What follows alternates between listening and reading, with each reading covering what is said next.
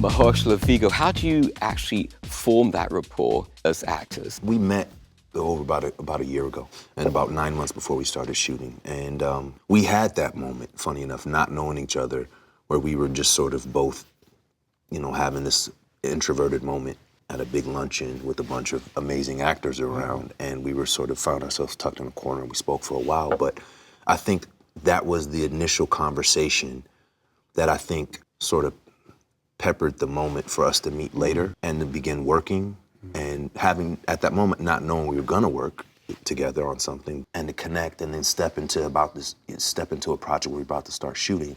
We got to sit down and sort of share and communicate some of our concerns and fears and go through the script in a way that... Can you tell me one of your fears? Don Shirley is so different from me, physically. And so when you're dealing with someone who isn't famous, who does not have a presence in the culture in the way that Don Shirley was an accomplished man, accomplished pianist, but no one really knew who he was. No one knew what he looked like. And so I got to see some tape on him that he appeared in this documentary called Little Bohemia. And he's in there just in moments. And his voice, the pitch, was quite a bit higher. It was like up here, I couldn't go there, but I could drop it enough where it wasn't a distraction. And the physicality you find, you kind of tuning in, get your tuning fork right, so that it's not a distraction to the audience, so that they can actually enjoy the story and not be distracted by a choice that they don't have anything to root it in.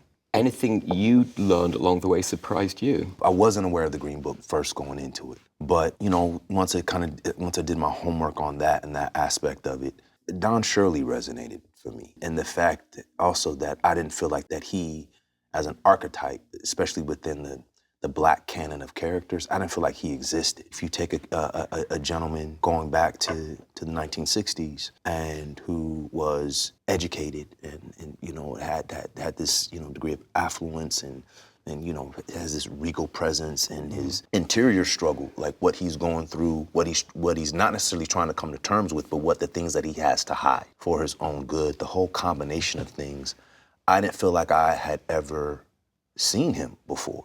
And not that present in the story. And so I wanted to step into his shoes and offer that character, to the conversation. But within that car, within that Cadillac driving through the South, he's in charge.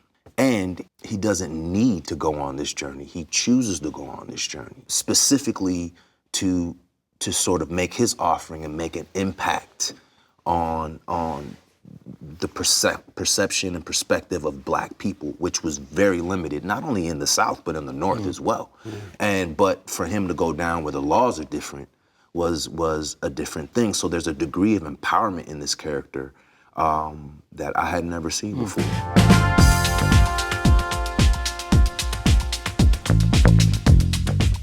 The way we talk about acting, the way we talk about the business, we really don't talk about the workman-like qualities within it, and how you really only actually act between action and cut. The rest of it is looking for material, or to prepping for it, to the wardrobe, the costume elements of it, the building the psychology and getting ready for the piece itself. And working on yourself. And actually trying to be getting ready. to act is so. It's such a minuscule part of the experience that you have to love it that much, and to have a real accurate portrait of what the work is really like. That's not to say it isn't great, because it's holistically, it's an amazing experience, but there's a real tax within it that you have to be conscious of going within it and say, all right, I love this so much that all these little aspects that add up to make this the fuller experience, I'm okay with, the time, sacrifice your family had, you don't see them. And it asks a lot of the people around you, as well. So we could do a better job of really helping folks understand what it is and sort of, demystify it a bit so that it's a little bit clearer as to the work that goes into building these characters and telling these stories, and how hard it is to actually do that well, or to have something that people actually want to go see and walk out the theater and say, like, wow, that was a great experience. But for me, what's most important, my relationship to this work is honestly not about money. It is 100% about connecting to these stories and these projects and these characters and these lives. And as soon as I don't feel that, I will not be doing it any longer. I'm Mahershala Ali. My name is Richard E. Grant. I'm Chadwick Boseman. Hi, I'm Timothy Chalamet, and you're watching The Hollywood Reporter. The Hollywood Reporter Actor Roundtable. Actors Roundtable. Actor Roundtable. On YouTube. YouTube.